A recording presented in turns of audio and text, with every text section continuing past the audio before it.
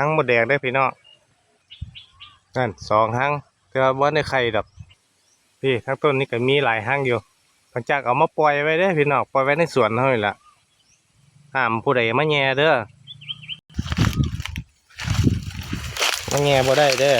หรือว่าบุกลุกได้อยู่ในสวนค่อยห้ามเด้อผู้ใดก็ได้หมดแดงเลี้ยงเอามาปล่อยเลี้ยงไว้ได้เลยนี่น้ำก็มีถ้ามันกินน้ำจะหนีพร้อมต้นนี้ก็หลายหังอยู่หลังจากเอาปล่อยไว้ไม่เสียสักไม่เสียหายเด้อหมดแดงนี่ดีหังหนึ่งแต่ว่ามันบ่ได้ไข่คุณโอ้หลายหังอยู่